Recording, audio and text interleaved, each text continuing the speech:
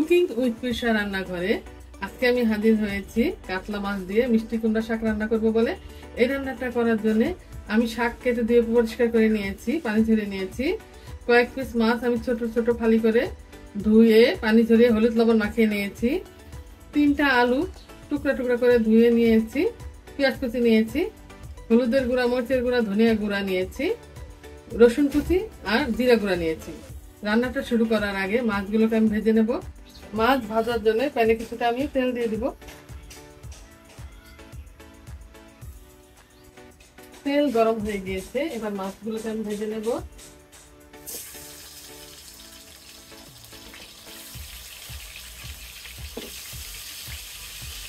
এক পাশ হয়ে গিয়েছে ভাজা, আমি এবার উল্টে দেব।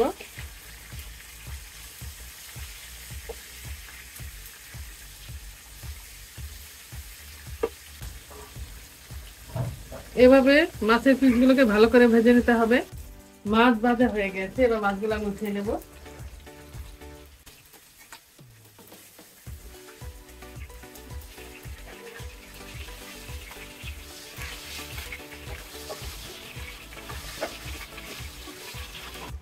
দুই মিনিটের মতো মশলা কষিয়ে নিয়েছি।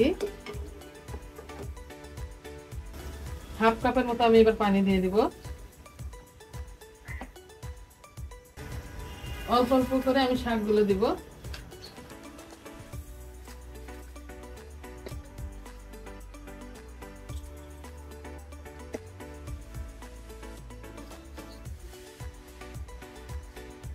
শাকগুলো দেওয়া হয়ে গেছে, এবার আমি ঢাকনা চাপা দিয়ে কিছুক্ষণের জন্য রান্না করব।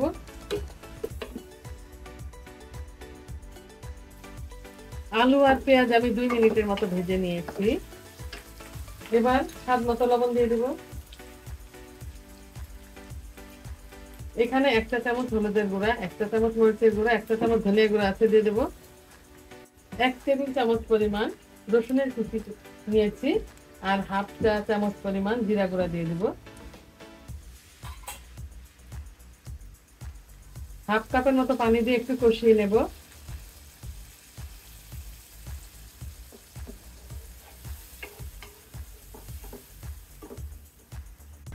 চুলার আঁচটা মিডিয়ামে রেখে 5 মিনিটের মতো আমি ঢাকনা দিয়ে রান্না করেছি, একবারে উল্টিয়ে দেয়নি। এবার আমি উল্টিয়ে দেব। শাকটা অনেকটাই কমে গিয়েছে, আরো কমে যাবে। কিছুটা পানিও বের হয়েছে শাক থেকে। আমি 1 কাপের মতো শুরুতে দিয়েছিলাম পানি।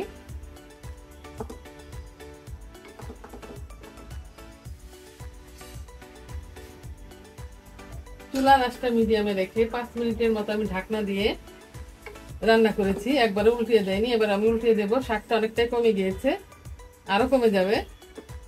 কিছুটা পানিও বের হয়েছে শাক থেকে। আমি 1 কাপের মতো শুরুতে দিয়েছিলাম পানি। এবার ঢাকনা দিয়ে আরো কিছুক্ষণ আমি রান্না করব।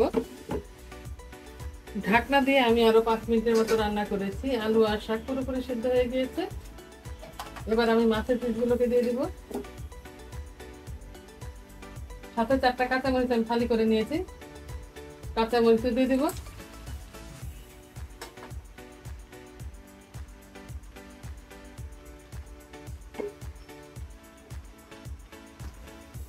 সামান্য একটু ঝোল দিয়ে দিব।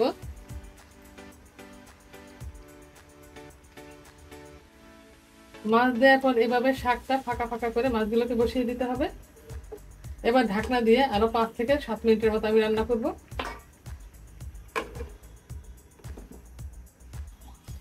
কুমড়ো শাকে মাছ দেওয়ার পর আমি আরো 7 মিনিটের মতো রান্না করে নিয়েছি। রান্নাটা আমার পুরোপুরি কমপ্লিট হয়ে গেছে। এবার চুলার আঁচটা আমি বন্ধ করে দেব আর একটা সার্ভিং ডিশে নিয়ে দেখে দিচ্ছি রান্নাটা আমার কেমন হয়েছে। কুমড়ো শাক দিয়ে কাতলা মাছের রান্নাটা খুবই সিম্পল একটা রান্না, কিন্তু খেতে খুবই ভালো লাগে। আজ এ পর্যন্তই। আগামী দিন দেখা হবে অন্য কোনো রেসিপি নিয়ে। আল্লাহ হাফেজ।